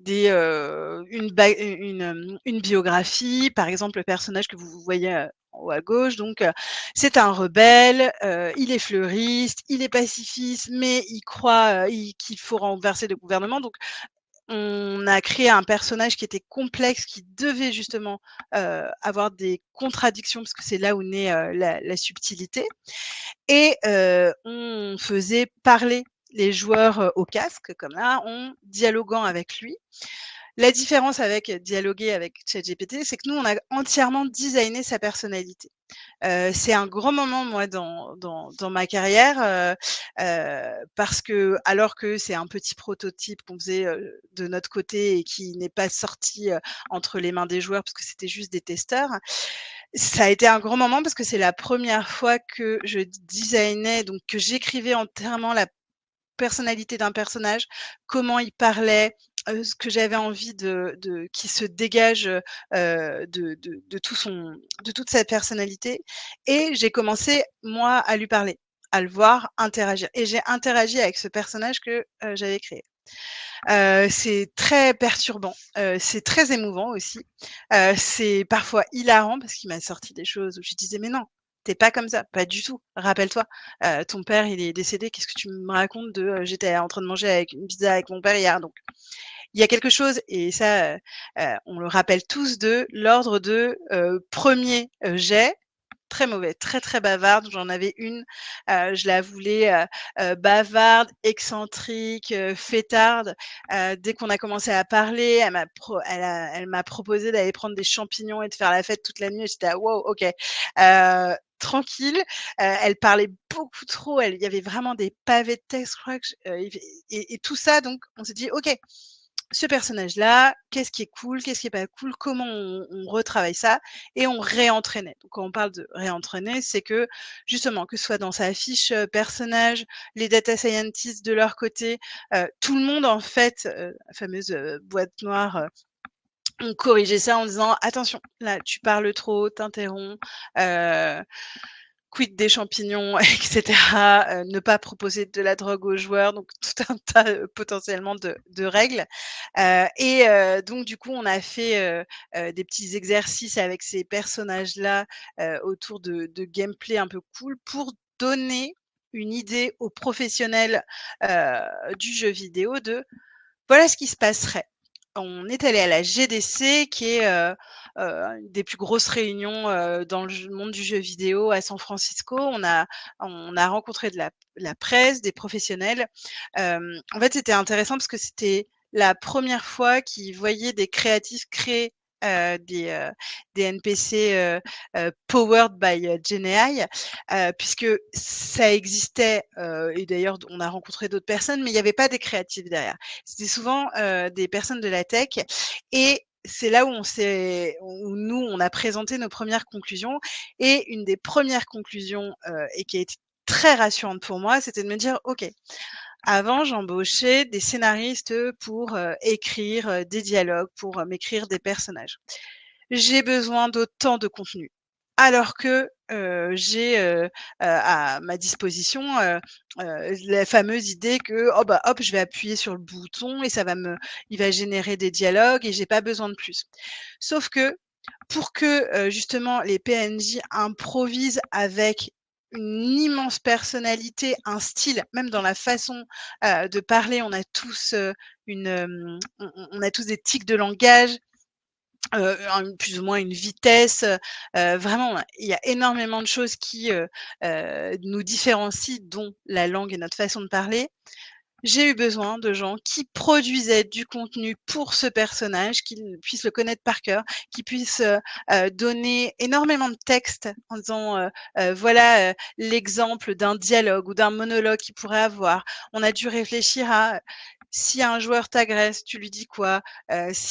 Comment tu réagis justement à l'agression? Comment tu réagis au flirt? Comment tu réagis? Et donc du coup, on a commencé à se dire: «OK, en fait, on va continuer d'écrire, mais on va écrire différemment», à savoir, on va pas intervenir au même moment.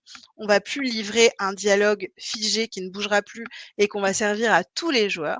On va livrer le design d'une personnalité qui, improvisera avec chacun des joueurs et ça il y a un emoji, vous savez, celui avec la petite tête qui explose.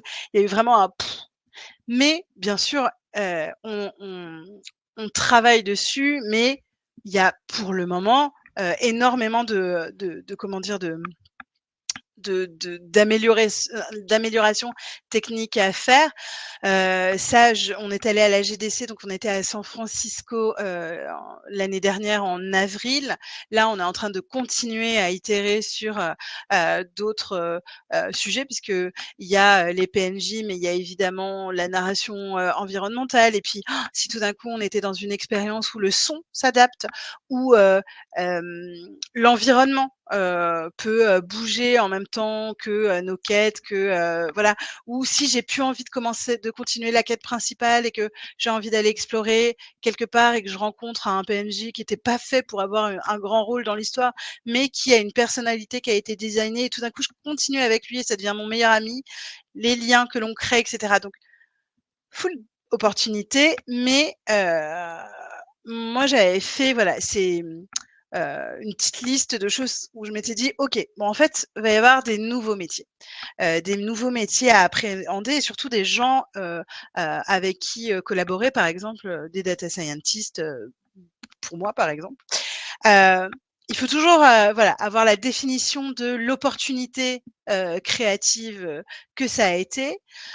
Renforcer la narration, parce que mine de rien, bah, moi j'ai eu besoin de plus de texte que d'habitude. Pas juste un dialogue, mais tout un travail sur la personnalité. Ça intéresse plus ou moins des auteurs. Il y a des gens qui sont très très bons pour les dialogues, mais qui n'ont pas envie d'écrire la biographie d'un personnage. Donc voilà, il y a une organisation autre, mais tout ça je passe rapidement parce que c'est vraiment lié aux jeux vidéo, et c'est peut-être pas ce qui vous amène là, mais je rappelle toujours, parce que c'est quelque chose de très important pour moi, que s'amuser avec le contenu, et si on s'amuse dans ce qu'on fait, je pense qu'on est toujours sur la bonne voie. Alors bien sûr, je fais juste un petit focus sur le lien que nous, on va créer à travers les jeux vidéo, mais qui sont exactement les mêmes liens qu'on crée quand on fait une série, quand on écrit un livre. C'est se dire, OK, on veut des émotions. Et le problème avec la Gen AI, et ce qui revient souvent, c'est ce qu'on appelle le côté uncanny valley, c'est bizarre. C'est bizarre, cette machine qui parle comme qui mime les humains. C'est bizarre, je ne sais pas si vous avez vu des animations faciales qui étaient générées, c'est-à-dire que tant que tout est statique, ça va, comme les personnes très très refaites, mais quand on leur demande de parler, c'est chelou. Bah, c'est exactement la même chose. C'est ce côté un peu, voilà, cringe. Parce qu'il y a des améliorations à faire, et franchement déjà en 1 an, c'est incroyable ce qui a été fait. Mais quand on a envie de créer une histoire, quels que soient les outils qu'on met en place pour créer ces histoires, je pense que on est tous là et on a tous envie des mêmes choses. On a vraiment voilà, envie d'avoir une narration qui est certes efficace, mais de créer de l'engagement avec les personnes qui jouent ou qui lisent ou qui regardent. Donc vraiment, et la fierté. Et pour la fierté liée à la Gen AI, il y a un petit challenge. Il y a un petit challenge parce qu'on se dit, la Gen AI ou l'IA en général, ça met mal à l'aise parce que ça grince à un endroit, et on y vient. Moi, en tout cas, sur les dialogues générés, le design, j'ai découvert, en tout cas, mes recherches m'ont amené à comprendre que le design de la personnalité, c'était fondamental. C'est-à-dire que plus on nourrit, plus on donne de détails sur des choses qui vont sembler anodines, et c'est ça qui est le plus fou, c'est-à-dire que quand on écrit un personnage, on l'écrit dans le cadre d'une histoire, mais tout ce qui va servir pour l'écriture est tellement plus grand que ce que l'on peut imaginer. C'est-à-dire que on va aller chercher dans tiens, c'était qui son premier amoureux ou son amoureuse quand il avait, je sais pas, 6 ans. C'est des réflexions qu'on se fait peut-être pas toujours, mais là, qui nous servent, nous, pour le design de ces personnages-là qui vont avoir un dialogue généré, pour le nourrir et affiner sa personnalité. Donc produire du contenu, hein, ça, il n'y a pas de remplacement des scénaristes de ce côté-là, parce que je peux vous assurer que et d'auteurs et d'autrices, il faut le produire, le contenu, et le tester et l'entraîner. Et évidemment, je ne sais pas si vous êtes familier avec une étude, et là je vais terminer moi sur ce qui me semble qui est vraiment hyper important.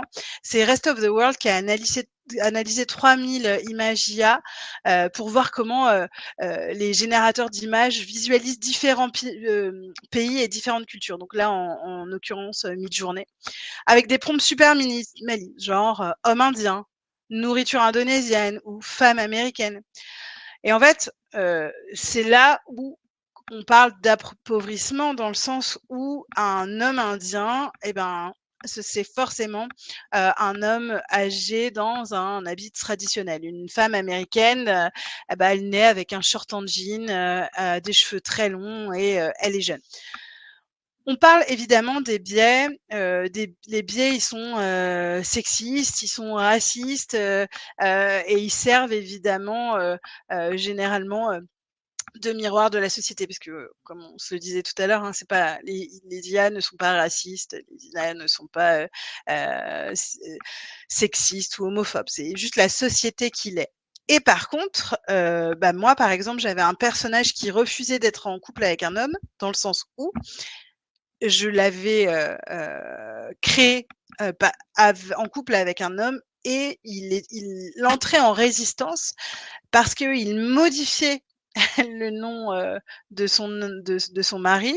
Enfin, il le modifiait pas, il le répétait, mais en disant que c'était une femme, parce que bien sûr j'avais fait un prénom mixte pour justement m'assurer qu'il n'y avait pas de soucis. Et en fait, on parle de gronder les IA, comme ça a été dit plus tôt, c'est juste de persévérer et de dire non. Ou alors de challenger cette IA en disant tu me présentes j'ai parlé d'un homme indien, j'ai pas parlé d'un vieil homme indien, voilà. Est-ce que tu peux me proposer d'autres représentations d'hommes indiens? J'en voudrais 5 très différentes. Et donc du coup, on peut arriver au bout du truc, et donc nous-mêmes aussi dire voilà, et commencer à donner nous-mêmes des images de référence en disant moi je pensais plutôt à ça, ou moi je... Et donc du coup de retravailler. Mais ces biais-là, moi je le vois parce que, comme tu le disais, je suis la seule femme du panel, mais on est souvent aussi très peu de femmes, ou alors de jeunes femmes dans les métiers de direction, ou alors de personnes racisées, ou je pense que voilà, en termes de minorité, c'est assez flagrant. Et comme ce sont toujours les mêmes personnes qui entraînent les modèles, à savoir des hommes blancs qui ont entre 35 et 45 ans, c'est pas aussi comme ça qu'on va changer les choses et essayer de challenger. Parce que moi, j'ai plein de collègues qui pourraient potentiellement ne pas voir qu'il y a un gros biais là dans une sursexualisation d'une jeune femme de 20 ans. Moi, j'ai fait un personnage de femme de 20 ans et je l'ai voulu asexuel. Pour juste, à chaque fois, je cherche à challenger, justement parce que j'ai besoin de comprendre, pas juste parce qu'il fallait cocher une case. Et se dire OK, maintenant les jeux, parce qu'il y a gros scandale dans les jeux vidéo avec justement un aspect très woke ou je ne sais quoi, si le wokisme existe d'ailleurs, fin des parenthèses. Mais il y avait ce côté OK, si je crée un personnage féminin qui a un short court et qui a une brassière, et cette femme elle est asexuelle. Quand je vais la draguer, ce que j'ai essayé en tant que joueur, comment elle va me recevoir? Et ben, elle va m'envoyer bouler, elle va résister. Donc, je me disais: «Ah, c'est super, on l'a bien designé, on l'a bien dessiné». Je pense vraiment que cette question des biais est ultra importante, et quand il s'agit des droits, et je crois que je suis à 20 minutes, donc je vais terminer là-dessus. Heu, En fait, c'est hyper intéressant parce qu'on parle souvent, nous, on s'entraîne sur le travail et les données qui appartiennent à Ubisoft, justement parce que c'est super important d'être clean là-dessus. Mais il y a un truc qui est hyper intéressant, c'est-à-dire que moi, en tant qu'autrice, j'ai écrit du contenu qui est parfois disponible, et je pense que ce contenu-là a peut-être ou sûrement servi à de l'entraînement de données, mais ce contenu-là, il est donc une goutte parmi 1 milliard. Et si je voulais retracer pour peut-être me faire payer ou être créditée, déjà, je pense que donc dans ce milliard, je serais peut-être à 0,000 X centimes. Mais il y a aussi cette question de, hem, heu tout ce qui est l'esprit open source, tout ce qui est de comment protéger ses données. Ça veut dire quoi protéger son travail? Est-ce que des gens vont se faire de l'argent sur de l'entraînement? Donc, c'est des débats qui sont ultra importants. Il y a des avocats qui sont en train de se spécialiser sur ces sujets-là et qui sont passionnants. Moi, je pourrais mettre une référence d'une personne qui fait des conférences que j'ai notamment rencontrée à Biarritz et qui, elle, est en train de réfléchir à un cadre. Mais ça concerne pas que notre petit droit, c'est-à-dire que ça va être un droit qui va devoir être européen, commun, voire mondial. C'est dantesque, vraiment, mais il y a de plus en plus de solutions qui proposent de je ne partage pas mes données, sécuriser ces textes. Et ça doit faire partie aussi de notre travail que de se former aussi pour le protéger. Je termine avec cette image parce que je l'aime trop, qui est au MoMA et qui est une œuvre entièrement réalisée en GenAI. Ils se sont servis de tout le catalogue du MoMA justement pour créer un algorithme. Donc là, c'est un GIF, donc c'est un instant T, mais toutes les secondes, l'image change et n'est jamais la même. Pour moi, elle représente l'infinité, la possibilité de création infinie. Il y a des personnes qui phasent devant pendant 8 heures et je comprends complètement parce que je trouve ça hypnotisant. Moi, je crois vraiment aujourd'hui à l'opportunité créative que c'est, même s'il ne faut pas du tout mettre de côté l'éthique. Il y a des formations d'ailleurs à l'éthique sur l'IA, le droit, les biais et qu'il faut être plein de femmes et plein de gens très différents pour travailler dans ce milieu. Voilà, j'arrête le partage et j'arrête de parler. Génial. Merci beaucoup. Merci Merci Virginie. beaucoup, Virginie. Trop bien. C'était vraiment, non mais j'étais vraiment attentif pendant toutes les trois présentations parce que je trouvais que, et en plus, je trouvais que ça s'enchaînait de manière assez excellente. Il y a plein de questions dans le chat. Je me suis juste dit que avant, avant de nous lancer dans ces questions-là, comme Virginie, tu as ouvert la question sur les billets et la même question a été déjà posée. Et en plus, toutes les personnes qui ont présenté aujourd'hui, on en peut parler. Par exemple, Pierre et Rostand, vous avez utilisé un modèle de Midjourney, qui est un modèle, disons, accessible au grand public. Et ensuite, David, tu as parlé de ton propre outil. Et Virginie, tu as aussi parlé des outils que vous utilisez peut-être chez vous, chez Ubisoft. Je me suis posé la question pendant les trois présentations sur comment vous travaillez avec la censure. Est-ce que c'est de l'actualité ou pas? Est-ce que, par exemple, dans l'outil de David, est-ce que c'est quelque chose qui est adressé? Donc, est-ce qu'on peut, par exemple, imaginer des personnages très chaotiques, extrêmes? Est-ce qu'il y a un moment où la censure intervient selon les modèles qui sont derrière justement l'outil? Pour vous, Pierre Rostand, est-ce que c'est une question qui vous concerne? Peut-être pas trop. Je sais que avec les nouvelles versions, c'est de plus en plus présent, surtout dans les grands modèles. Et Virginie, pareil, en fait, comment vous travaillez justement quand vous devez créer, comme tu dis, des personnages qui sont potentiellement violents? Est-ce que vous rencontrez des IA qui s'excusent et qui disent je ne suis pas capable de répondre à votre question, etc., etc. Donc voilà, une question pour tout le monde. Je peux juste commencer à ChatGPT, non.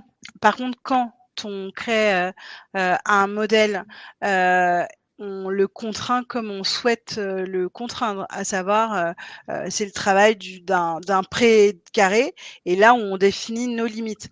Si j'ai besoin d'un personnage violent, par exemple, ça voudrait dire qu'il pourrait pas y avoir de PNJ méchant. Très très méchant ou insultant, etc.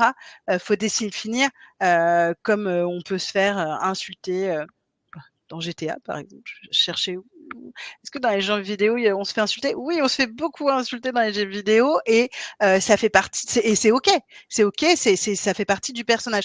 Par contre, ça veut pas dire que tous les PNJ et tous les personnalités et tous les jeux vont voir ça. C'est-à-dire que c'est une définition de ce qui est OK et ce qui est pas OK.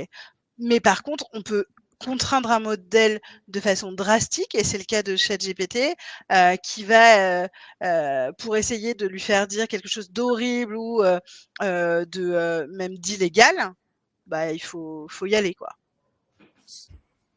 David, tu veux peut-être enchaîner, toi, de ton côté, avec Génério? Ouais, ben la censure, elle vient des humains, elle vient pas des IA. Enfin, les censures sont les chaînes de télé, les séries, les cinémas, les jeux vidéo, ça vient des humains qui censurent.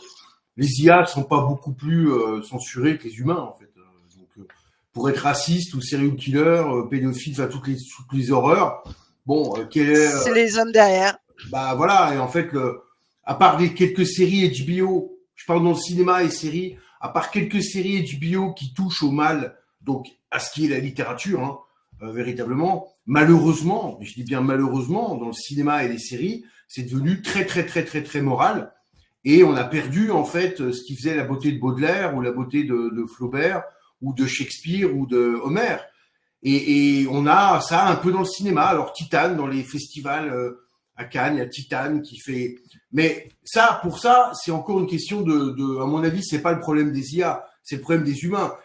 Les IA, elles vont t'aider à faire plein de choses, mais c'est à toi d'écrire tes scènes de torture. Si par exemple tu te mets à la place d'un nazi qui torture un juif dans un camp de concentration, rien de temps. Si t'attends des IA en disant putain, mais elle me censure, c'est que là, t'as vraiment, c'est pas comme ça qu'il faut agir. C'est écris ta scène et ne te repose pas sur les IA en permanence. Les IA sont intéressantes, mais elles ne sont pas. Il faut pas être dogmatique avec les IA. C'est-à-dire ah bah les IA me permettent pas. C'est pas ton papa, c'est pas ta maman en fait une IA. Hein, c'est un collaborateur et c'est pas à elle de te driver, c'est pas à elle de faire les choses à ta place.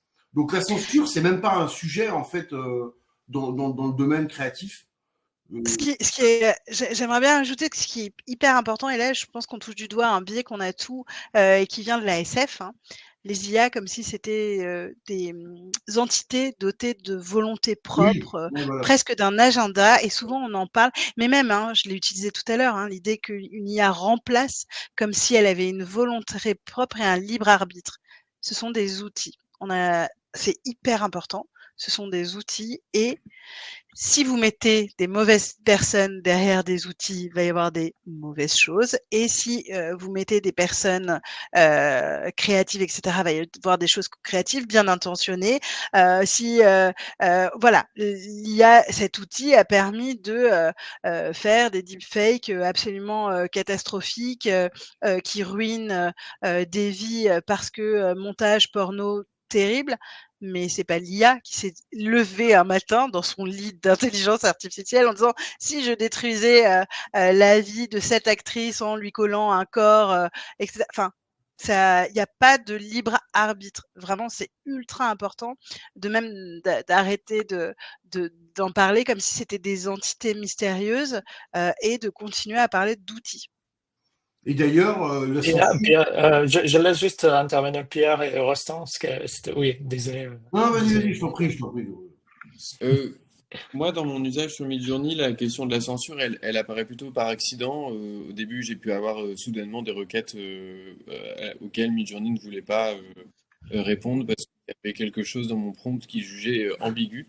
Maintenant, c'est un peu plus clair puisqu'on peut trouver en ligne la liste des termes qui va systématiquement censurer, d'une part.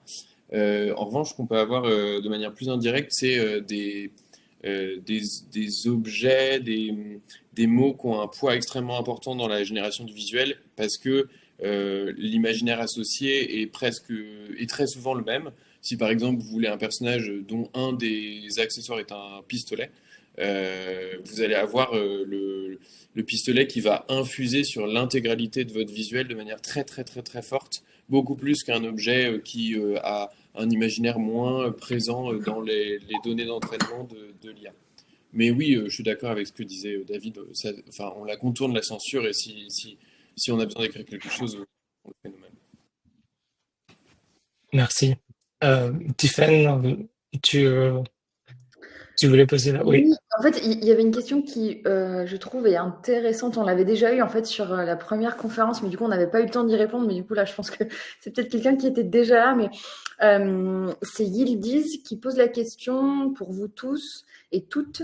Dans les scénarios préparés avec l'aide de l'intelligence artificielle, à qui appartient le droit d'auteur? Alors, dans Midjourney, c'est pas clair. C'est Midjourney, ça, ils peuvent se retourner demain en disant on est coproducteur, on est co-auteur. Ça dépend de chaque outil. Il faut lire les conditions d'utilisation. Génario, c'est l'auteur, hein, c'est 100% l'auteur. Il faut faire très attention en fait quand on rentre dans un établissement. C'est comme vous rentrez dans un restaurant, hein, et vous faites gaffe aux conditions d'utilisation et comment l'outil vous donne les droits d'auteur. Ça dépend de chaque outil en fait. C'est pas qu'il y a des outils qui, voilà, Midjourney c'est extrêmement dangereux pour ça parce que bon, je pense pas qu'ils le feront, mais quand même ils ont la capacité un jour de se retourner en disant bah non, tout ce que vous avez fait nous appartient. Enfin, on est co-créateur de ça. Ouais.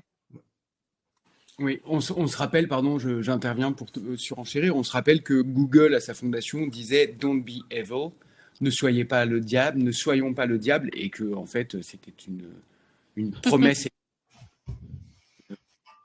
Voilà.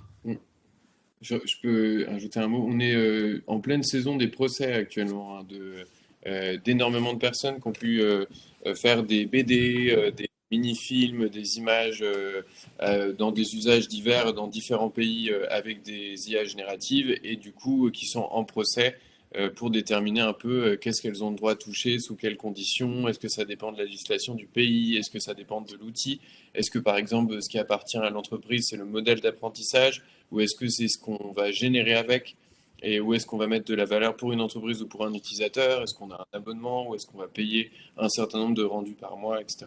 Donc il y a plein de clarifications juridiques qui sont en train de tomber. Merci. Pardon, pardon, juste. Vas-y. Il y a une autre question, mais vas-y. Pardon, je micro-complète que moi j'ai un ressenti qui est que nous, l'usage qu'on fait avec Rostin de Midjourney, c'est parce qu'on n'est pas dessinateur, on n'est pas illustrateur. Et on peut pas prendre et on peut pas voyager pour aller saisir les images du monde réel qui nous intéressent pour, à un moment donné, venir illustrer quelque chose qui est proche de notre univers. Donc, en fait, on est d'abord exactement comme dans la position de DJ Mehdi. Moi, je suis tout à fait d'accord avec toi, David. DJ Mehdi, c'est l'histoire d'un bricoleur qui, à l'âge de 9 ans, a construit quand même une machine qui coûtait à son époque 40 000 francs. Et en fait, c'est des machines. Moi, si je savais dessiner, je ne sais pas si j'utiliserais Midjourney. Si j'étais capable. Enfin voilà. Du coup, je trouve que c'est important de garder ça en tête. C'est que ça nous donne des capacités qu'on n'a pas. Et après, pour moi, ça doit s'arrêter là. Et je ne demande pas à Midjourney d'écrire un mail que je veux écrire à quelqu'un et je veux peser chacun des mots. Là, éventuellement, ChatGPT, je lui demande de relire, mais je lui demande certainement pas de poser. Voilà. Et ça dépend. Ouais, Il y a des gens pour qui c'est compliqué d'aligner 3 mots, de faire un mail. Ils savent beaucoup mieux s'exprimer avec des images, avec de la peinture, avec une sculpture. Et dès qu'il s'agit de poser une demi-page, c'est hyper compliqué. Tant mieux s'ils utilisent ChatGPT pour venir combler un moyen d'expression qui, chez eux, est un peu moins fort. Et voilà, je trouve que c'est. Enfin, je sais pas si ça répond à aucune question. Et puis, il y a des artistes talentueux qui vont servir et de Photoshop et de la photo, etc. Nous, on a des concept artistes qui peuvent utiliser ce genre de tech pour au lieu de proposer un concept, il va en proposer 12. Ça va leur permettre de mieux s'entendre et se comprendre avec d'autres créatifs qui, en disant mais attends, tu veux que je parte plutôt sur ça ou sur ça? Bon bah cette discussion elle a lieu en 10 minutes plutôt que de faire des allers-retours. Donc ça facilite aussi le dialogue créatif, même chez les personnes qui auraient le temps de dessiner, qui savent dessiner par exemple une armure du XIIIe siècle, mais tu la veux comment ton armure, machin, etc. Et ça peut aller plus vite. Donc, je pense souvent à Photoshop, hein, mais ce sont des outils. On termine avec une petite question, je pense, sur laquelle Tiffen vient de me pointer. C'était pour David, mais je pense que tout le monde sera très compétent à y répondre. C'est comment expliquer à l'IA qui on est? Je pense que c'est une bonne question poétique qui va clôturer cette session de manière excellente. Ah ouais, eh ben, il faut sortir ses tripes, quoi. Là, il faut y aller parce que c'est vraiment la différence entre un spectateur et un auteur. L'auteur, il a traversé l'enfer, il en est revenu et il a un message à donner, il a un témoignage à donner. Le spectateur, il n'a pas traversé l'enfer. Il va regarder le héros traverser l'enfer, il va regarder ça. Mais l'auteur, lui, il a traversé l'enfer. Il en est revenu et il raconte une histoire. Et on trouve ça dans les plus grandes anciennes légendes. Hein. Qu'est-ce que c'est qu'un créateur? Bah, pour se connaître, eh ben, il faut vivre et il faut véritablement creuser qui on est et au plus profond. Qu'est-ce qui fait notre souffrance la plus intime? Qu'est-ce qui fait nos complexes? Qu'est-ce qui fait qu'on a quelque chose à dire? Et un créateur, il a quelque chose à dire parce qu'il a vécu des choses que les autres n'ont pas vécues. Donc, pour être un grand auteur, il faut vivre des choses. Et c'est l'IA viendra après en réceptacle de ça. Mais je pense qu'avant de penser aux outils, il faut penser à vivre et à transcrire ce qu'on a vécu. Et ça, on peut, on n'est pas forcément passif. Hein, c'est pas un don qui vient du ciel. Hein, on peut vivre des choses, risquer des choses, mais c'est en risquant des choses qu'on va apprendre à se connaître. Et la meilleure manière d'apprendre à se connaître, c'est de prendre des risques. Et de prendre des risques en amour, de prendre des risques en amitié, de prendre des risques dans les pays où on va, dans les choses, c'est de prendre des risques. Alors, je peux intervenir, David? Parce que parfois, ça peut faire peur. Donc, Ah oui, ça fait trop peur. Je suis pas là. Tout le monde n'est pas. Tout le monde ne peut. Non, mais surtout, ce que je veux dire, c'est que on peut avoir 16 ans et être un excellent auteur et vivre chez ses parents qui vivent, je sais pas, en banlieue, qui n'ont jamais divorcé et pas avoir eu une vie jusque-là trépidante, mais avoir le feu sacré. Il y a des gens comme ça, ils sont penchés sur le berceau, ils ont un talent. Donc, je veux rassurer en disant, on n'est pas obligé d'être casque bleu pour avoir une vie intense. L'ordinaire, lisez Le combat ordinaire d'ailleurs de Manu Larsenet. On peut avoir eu des vies qui ont l'air très banales, mais qui finalement, il y a beaucoup de poésie dans la vie de tous les jours et je pense qu'il suffit juste de regarder. Par contre, je veux bien répondre techniquement à comment on fait pour qu'une IA nous connaisse. Eh bien, si on est intimidé, on peut lui poser la question « Quelle question tu pourrais me poser pour apprendre à me connaître ?» et répondre à ces questions. C'est-à-dire qu'il faut essayer de jouer le jeu du miroir parce que ça peut être intimidant. Je l'ai vécu parce qu'il y a des gens qui avaient qui étaient des gros gamers et quand je leur ai dit « Vas-y, parle-lui », ils étaient là. Mais je sais pas quoi dire. Alors que c'était des joueurs, quoi. Parce que c'est intimidant. C'est intimidant de parler à une machine. C'est intimidant de parler à un psy. Donc, j'imagine. Donc, juste ces petits exercices de vas-y, pose-moi des questions. Je sais pas trop comment tu veux essayer d'apprendre à me connaître. Je sais pas comment aborder le sujet. Enfin, moi, je finis par leur parler comme si c'était des psys. Hein, donc, non, mais c'est exactement. Alors, ce que tu viens de dire, Virginie, c'est génial. C'est exactement ça. En fait, parce que moi, je me perds dans les trucs chiants et j'ai peur. Non, mais Virginie a tout à fait répondu. C'est exactement ça. C'est si vous savez pas, demandez à l'IA, à ChatGPT, à Généraux, demandez-lui qu'est-ce qu'il faut faire. Parce qu'il a lu tous les psychologues, Freud, Jung, Troubi. Oui. Il a tout lu, et il va vous aider. Il va vous prendre par la main. C'est pas un outil, hein, c'est une nouvelle espèce qui arrive. Non, c'est un outil, mais c'est un outil. Stigler, du coup, Stigler, technologie en tant qu'espèce, Bernard Stigler. Pierre et Rostand, dernier mot pour vous, et après on dit au revoir. Ce qui vient d'être dit me plaît beaucoup et ça me rappelle un jeu que je trouve génial et qui a été introduit en Angleterre, mais je ne sais plus par qui, pour s'ouvrir aux autres espèces que les espèces humaines. Il y a un jeu qui consiste à se poser 25 questions sur n'importe quel animal, n'importe quel végétal. Et c'est un jeu génial parce qu'on a tous, en gros, en tête, on a tous une douzaine de questions. Et pour aller de la 12e à la 25e question, c'est vraiment un énorme effort intellectuel. Et je trouve que c'est la réponse, le fait de savoir quelles questions on doit poser aux IA Et, et est-ce qu'on peut poser comme question aux IA les questions qu'on doit leur poser? Ça me va très bien de finir sur un truc fractal, un peu Inception. C'est très bien. Rostin? J'ai rien à ajouter là-dessus. Génial, merci. Merci beaucoup. Tiffany, est-ce qu'on avait un slide de clôture ou pas? Je sais plus. Euh, On peut faire un. J'ai enlevé mes slides.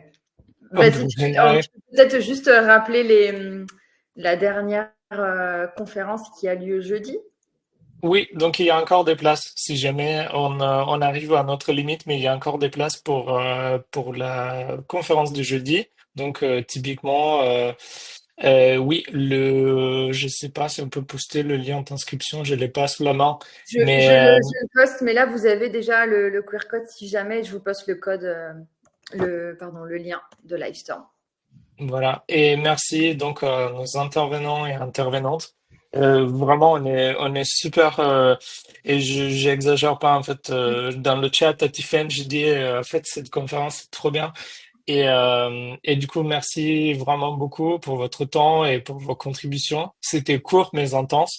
Et merci aussi à tout le monde, tous ceux qui ont assisté, commenté, mis des petits emojis dans le coin. C'était vraiment bien. Et on vous attend dans la dernière conférence du coup du cycle jeudi.